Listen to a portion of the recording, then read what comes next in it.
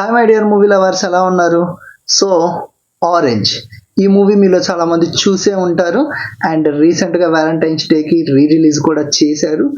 మీకు ఎవరికైనా డౌట్ వచ్చిందా అసలు ఈ మూవీకి ఆరెంజ్ అనే టైటిల్ ఎందుకు పెట్టారని? నాకు ఈ మూవీ చూసిన కాడి నుంచి డౌట్ వచ్చింది అండ్ ఇప్పుడైతే నాకు ఒక క్లారిటీ అయితే వచ్చింది. సో ఆ క్లారిటీ మీకు కూడా ఇద్దామని చెప్పి ఈ వీడియో అయితే చూస్తున్నాను. వీడియో అయితే ఎండ్ వరకు చూసేయండి.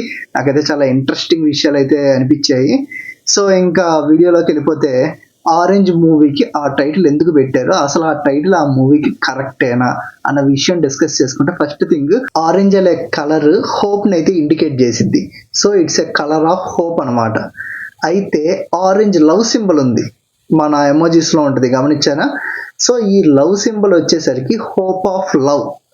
సో ఈ మూవీలో రామ్ చరణ్ యాజ్ రామ్, తనకి సముద్రం అంత ప్రేమ కావాలి. he expecting love as deep as the ocean, that is the hope of love. తనకి సముద్రం అంత ప్రేమ అయితే కావాలి, ఆ ప్రేమ అయితే ఎవరి దగ్గర దొరకట్లేదు, అది దాని మీనింగ్ అయితే. సో దానికి వీళ్ళు రిప్రజెంట్గా ఆరెంజ్ అనే టైటిల్ అయితే పెట్టారు. అండ్ ఇంకో థింగ్ కూడా ఏంటి అంటే, మా ఫ్రెండ్స్ని అడిగితే చాలామంది ఆరెంజ్కి ఆ టైటిల్ ఎందుకు పెట్టారని వాళ్ళు చెప్పడం ఏంటి అంటే, ఇందులో maximum Ram Charan orange colour use చేస్తాడు గ్రాఫిటీలో.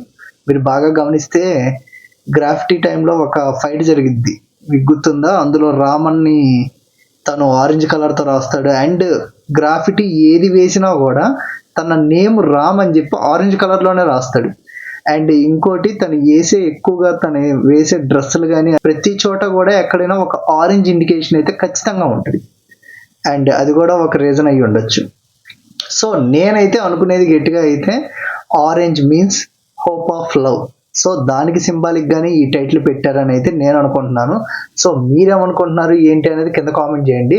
అండ్ ఇంకొక థింగ్ ఏంటంటే, దీనికి ఆరెంజ్ అన్న టైటిల్ కరెక్టా అంటే మ్యాక్సిమం కరెక్ట్ అనే చెప్పొచ్చు. కానీ నన్ను అడిగితే మూవీ చూసిన తర్వాత, అంటే రిలీజ్ చూసిన తర్వాత నాకు అర్థమైంది ఏంటంటే, ఈ మూవీకి ఆరెంజ్ అన్న టైటిల్ కంటే ఒక డైలాగ్ ఉంటుంది కదా రామ్ చరణ్ది, I'm the world's best lover అని.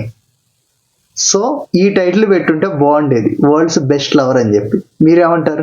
నాకైతే ఈ మూవీకి ఈ టైటిల్ అయితే చాలా బాగుంటుంది అనిపించింది, వరల్డ్స్ బెస్ట్ లవర్.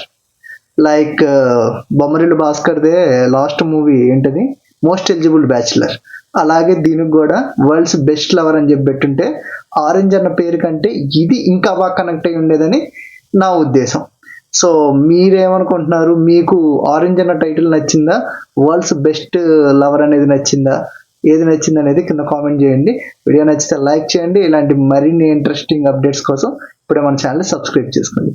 నెక్స్ట్ ఏ టైటిల్ మీద వీడియో చేయమంటారు ఏంటి అనేది కూడా కుదిరితే కామెంట్ చేయండి. So thank you guys, thank you for watching. Will meet you on next video. Bye.